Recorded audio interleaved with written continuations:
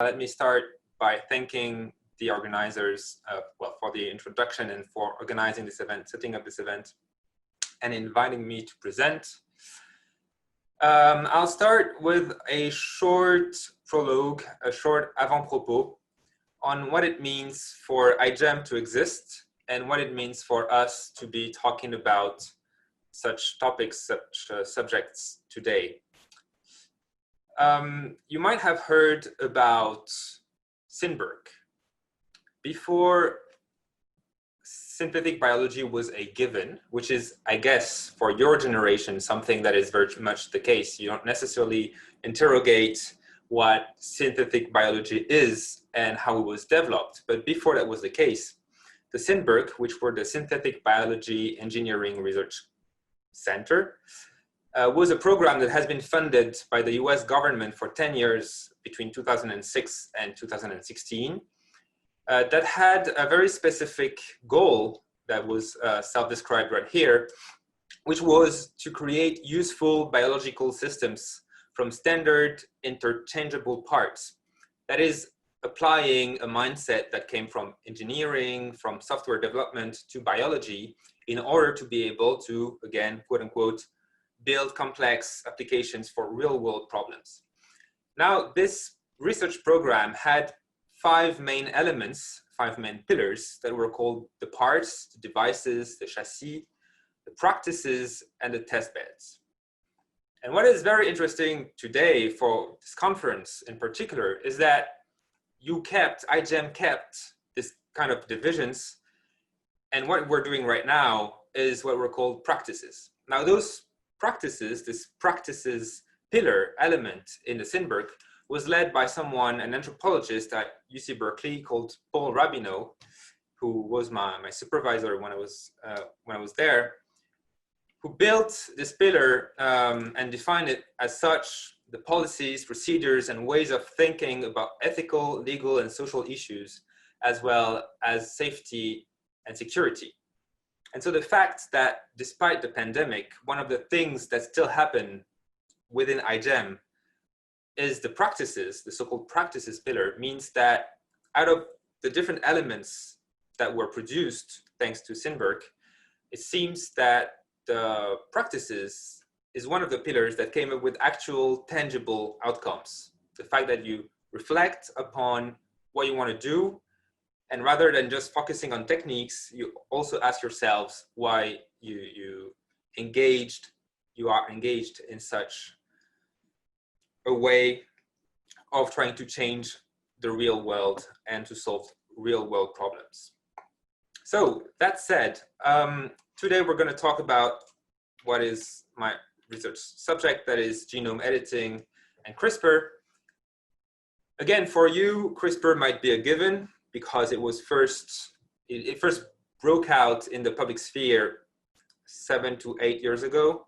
So for me, it's quite recent, but for you, it might be a given as well.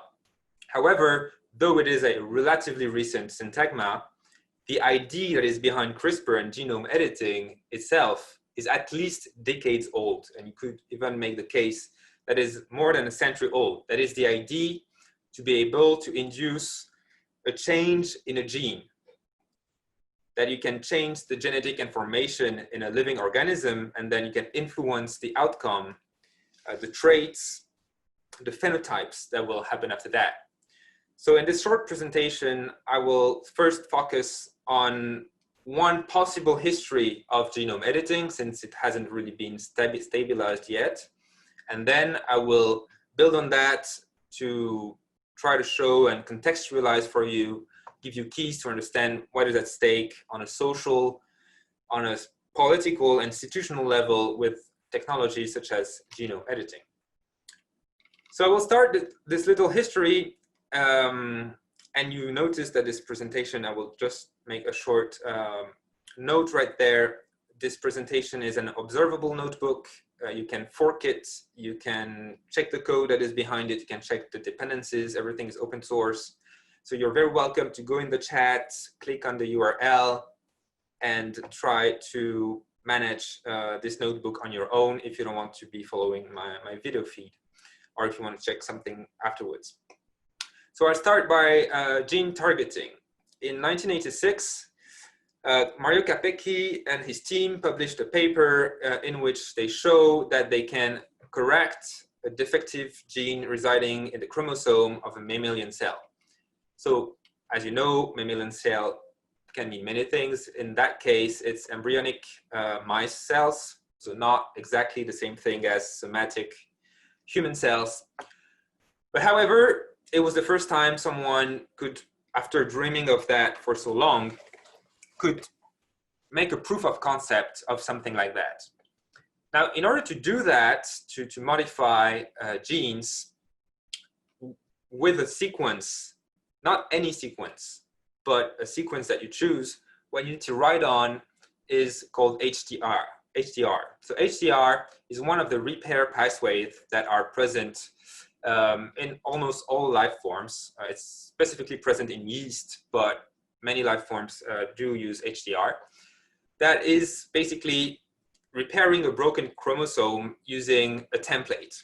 Now, of course, when you have several chromosomes, for example, when you're a diploid organism, you have sister chromatids. So when one of the sister chromatids is broken, you can take the other sister chromatid as a template and repair the broken part as such. However, this doesn't guarantee that you will manage to change a gene. So how do you do that? How do you correct a defective gene residing in the chromosome of a mammalian cell? Well, even in this sentence, you have more than one goal. You have at least 2 or 3 goals. The first is that if you're targeting a gene, it means that this gene has a locus and it has maybe a site in that locus that might be an exon that you are aiming at. So you have to target this precise place in the genome. And then you don't want to have to go from sequence A that is effective to any sequence as you would do for a knockout. But you want to have sequence A that is defective and determined to a sequence B that you consider as functioning and that is a precise sequence and not any sequence. So in order to do that, well, there are many intuitive solutions. The first thing you can do is to integrate a DNA piece with a gene of interest, so the sequence that you consider to be producing the outcome of interest for you, and a selectable marker to be able to select the cells, for example, a resistance gene, to be able to select the cells that integrated this gene of interest. And in order to have HDR, so in order to make sure that it's integrated at the right place, you add to this sequence what we call homology arms. So at the center of the sequence, you have the gene of interest and the selectable marker, so usually a gene of resistance again. But you have on each side sequences that are exactly the same as the sites of the break you want to induce. This way, instead of taking the sister chromatid, as I said before, it will take this template as a repair template and will try to rebuild the sequence. Only the gene of interest and the selectable marker, it won't copy the homology arms because they are already present at the site of the break. So in theory, that is a way for you to correct a defective gene, right? Because you have this selectable marker, you have those homology arms. So if you induce enough cuts in a large population of mammalian cells, you have a non-null chance that some of these cuts in some of those cells will be in the right location, and that when those are repaired, you have a chance that there are the repair mechanisms that will be chosen by the cell or that will happen will be HTR, and hence knocking in this new sequence of yours. However, that doesn't really work because you have a problem. What is your problem? Well, how do you know once you've selected through this tension that reacts to the selectable marker, for example, antibiotics? How do you know that it's in the right place? Because maybe you have inserted the sequence in the right place of the genome, but maybe you didn't. And by that, I mean that maybe it was slipped into randomly into the genome. You induced many cuts, usually through a very genotoxic event, such as certain chemicals or radiations. And what happens then, usually we don't really know why or how, but you have those DNA, double-stranded DNA linear sequences that get randomly inserted. And if they are randomly inserted, well, you know that you have the gene of interest and the selectable marker, so they will resist detention. However, the defective gene in the precise location that you were aiming at is still going to be around. So how do you know that you didn't just randomly integrate this linear fragment? And we suppose that, and it's been shown that it's much more efficient to randomly integrate the sequences than to have this HDR at the right place. Well, the innovation of this paper was to use an anti-selection marker. So you have a first selection with your gene of interest, and now you need to have an anti-selection, so a gene of vulnerability, for example, to make sure that you filter not only those that have knocked in the gene of interest, but also they knocked it in using HDR, which means at the right place. How do you do that? Well, it's pretty simple. You just put your second anti-selection marker after each homology arms. If you remember well, you have the homology arms, the gene of interest, the marker, and if you put the anti-selection marker afterwards, then when it will be copied, used as a template, the second marker that is after the homology arm won't be copied in. So this way, all the cells that have inserted this anti-selection marker, that is through random insertions, can be erased, can be selected for using the appropriate tension. So this was, if you will, gene targeting in the concept was the first proof of concept of what we're looking to achieve with genome editing. That is changing the content of a gene, not just knocking in or knocking out, but changing the sequence and hence probably the protein and the phenotype that will come after that. This theoretically works. However, de facto, it's very hard to obtain. It works on mice, embryonic cells. However, in, for example, human somatic cells, you will have only a few in a million that will have managed to insert this gene of interest in the right place. And well, remember that in order to get to that change, you have submitted those cells to very genotoxic events. So they might have mutations that you're not really wishing for. So de facto, it's not really useful for any real life purpose. Then comes in 1994 and 1995, two papers, one from an American lab, the Maria Jasing lab on one side, and then a French paper by a Pasteur team, Professor Nicolas and André Choulica, in which they show that they can do that on somatic mammalian cells using a delivery strategy, in one of the cases an AAV. So the question asked in those papers and the big step, which means that from that point on, you could arguably decide to start the history, the actual history of genome editing, is that is there an acceptable rate, like not 1 in a million, but at least 1% or maybe 1 to 10%, through which you can use that HDR pathway to change the content of the gene, which sometimes for some pathologies would be enough to have a medical purpose that is fulfilled. So in order to do that, to determine that, you cannot really cut using those genotoxic events randomly in the genome at the very high rate. What you're looking for is to be able to cleave DNA at a precise locus. And that's when nucleases get involved. And that's probably what makes genome editing. So you're not using radiations anymore, but you're using homing endonucleases that are able to target a precise sequence, induce a cut, what we call a double strand break, And then you hope that the repair mechanism that is used will be producing a favorable outcome for what you're trying to do. So what they did in those studies is that they used this nuclease, ISC1, that targets, that has a fixed 18 base pair target, and that target is not present in either the mice or the human cells. So you have a very high specificity. And so what they show, so they try to integrate a resistance gene. Here it's a neo gene for neomycin. And then they interrupt one site of that resistance gene, a nicosite, with the target sequence for that endonuclease.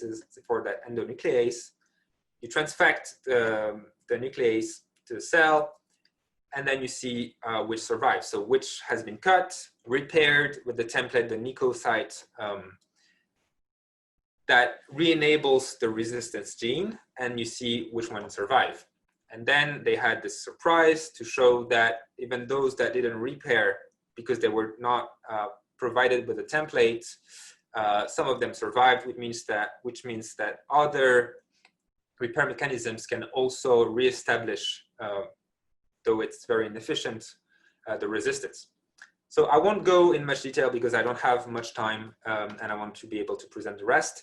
But the general idea, those studies are much more elaborate and interesting than that. And I strongly encourage you, if you're interested in nucleases and CRISPR, to start by looking at this paper. But it shows as a proof of concept that an endonuclease able to target a specific site, cleave that site, and can provide an outcome that is favorable for your own purpose. Now, the main issue with that proof of concept is that this endonuclease is not programmable. It only goes to this 18 base pair site, and that site is not present in mammalian genomes, usually. So it's not useful at all for any purpose, for any application purpose. And what will come and change the game in genome editing in the early 2000s and then accelerated with CRISPR is the concept of programmable nucleases. That was something everyone was looking for. So an enzyme, a nuclease that can cleave nucleic acid at a site that you choose for. Before CRISPR, you might have heard about zinc fingers and talons.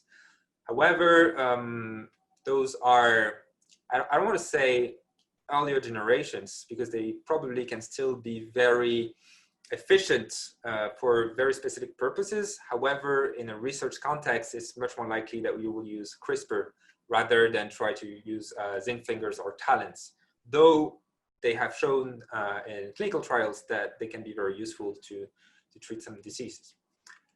So how does CRISPR work? Because everyone talks about CRISPR, but there are many misconceptions on what CRISPR is and what it can do.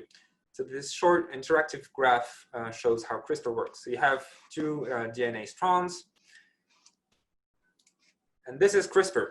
This is Cas9. You have many Cas proteins. The best known is Cas9.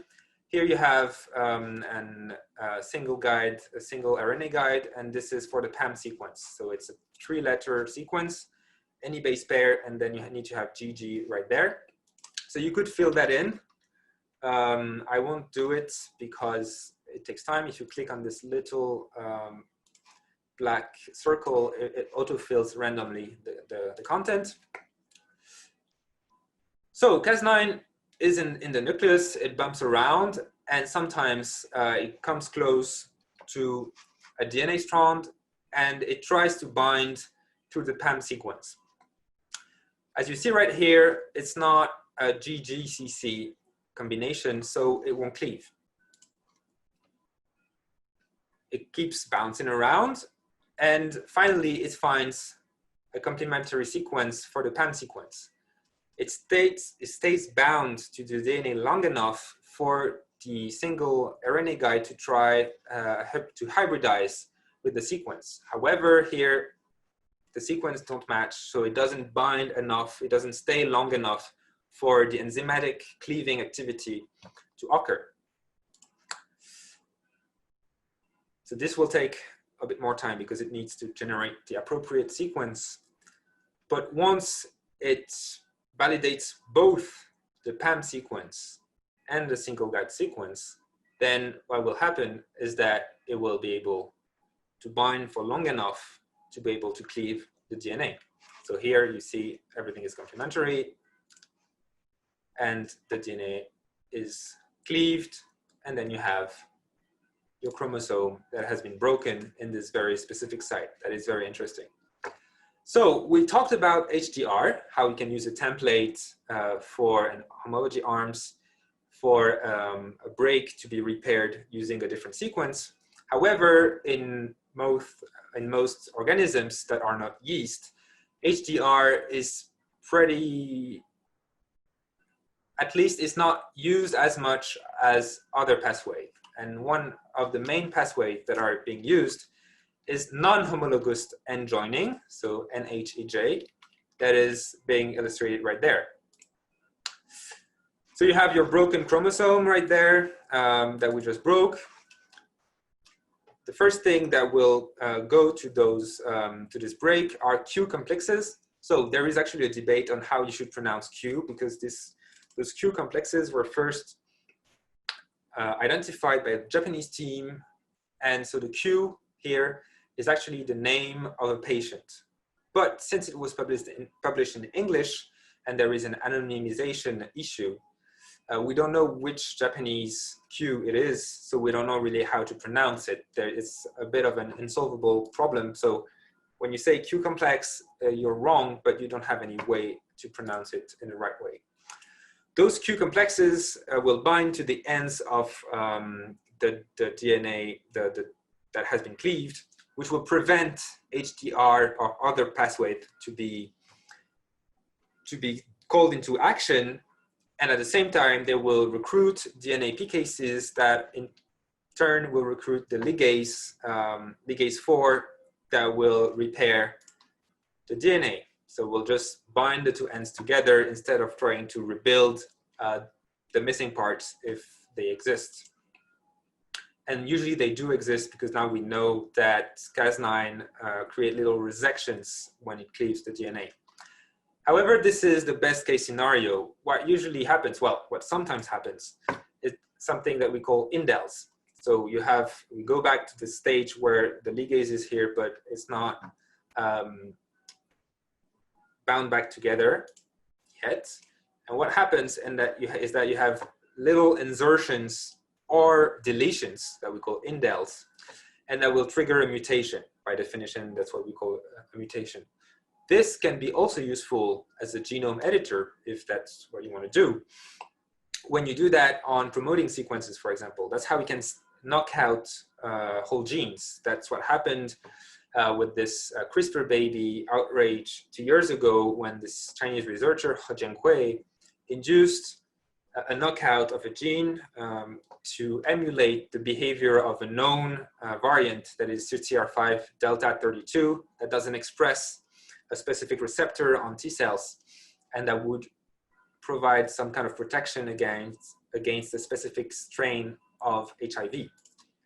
And so here you have your little insertion, so you end up with a different sequence, which is why you shouldn't cleave or submit cells to strong genotoxic events.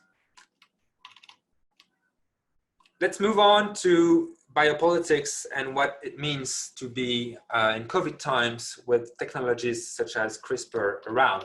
I want to show you a short excerpt of the CRISPR-Con that happened on Tuesday with Antonio Regalado making a commentary on the political aspect of CRISPR and the current COVID situation.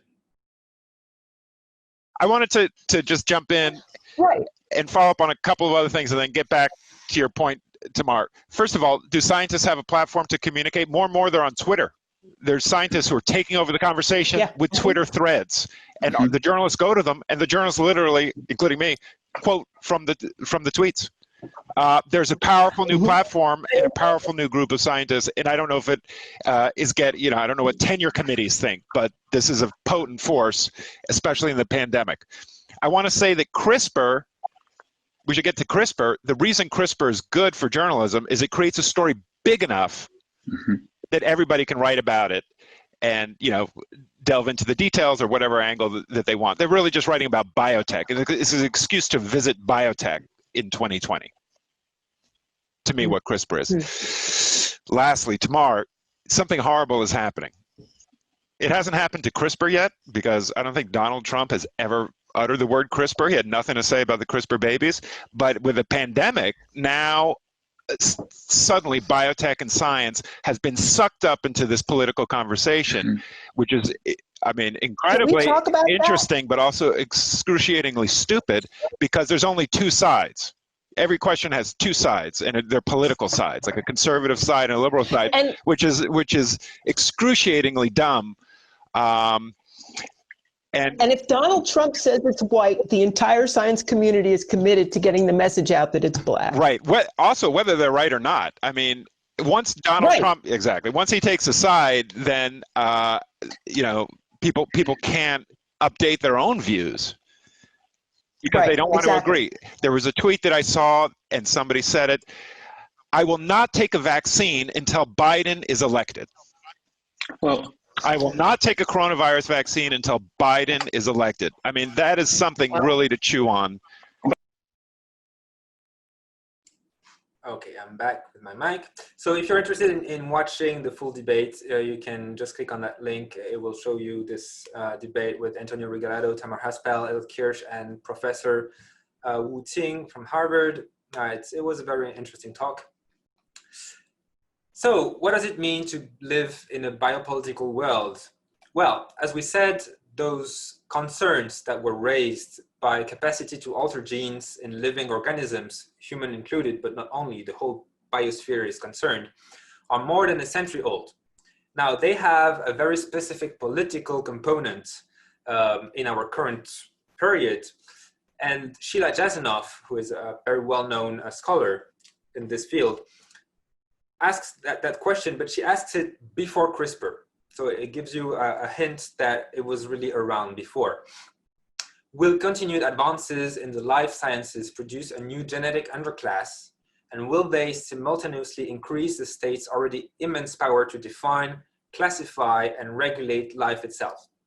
So what comes to every mind when we talk about that is Brave New World. But if you reread Brave New World, you realize that it's from a time when we know about genes. Well, they knew about genes, but they didn't really know about DNA or pleiotropy or many concepts that have completely turned biology around several times for the past 30 years. So this formulation is much more accurate, obviously, and asks the right question, I think.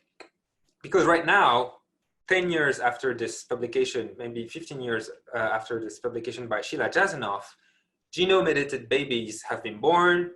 In the US, you can consume oil that has been extracted from talent-modified soybeans. We had the first hornless cattle that have been brought to life at UC Davis. Then they had to be terminated. Then they produced a new generation, at least one calf, Cosmo, that has a 7-fold inclusion of the variant they wanted to induce. So we talked about HDR and gene targeting. Right now, we can do CRISPR, we can use Cas9 to create precise cleavages at precise sites, but we don't manage repair pathways well enough. We don't know how to manage those. So here we have an inclusion is great, but it's 7 times instead of 1 time. So it's something to chew on as well.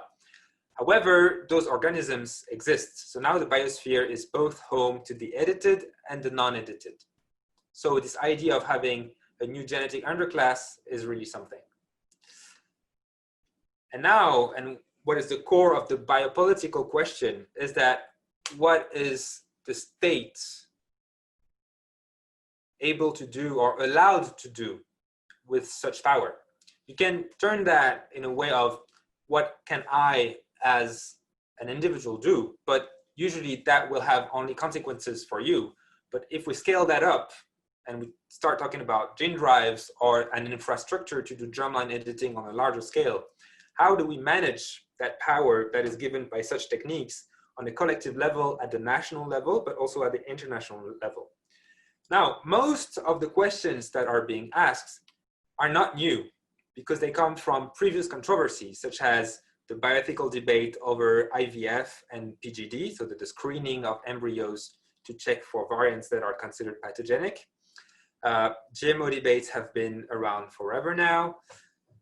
However, the fact that these controversies happen is also a way not to talk about what the states should be, or how can we even decide, have this process to decide how states can create their own policies on what should be possible to do with tools permitting what we call genome editing.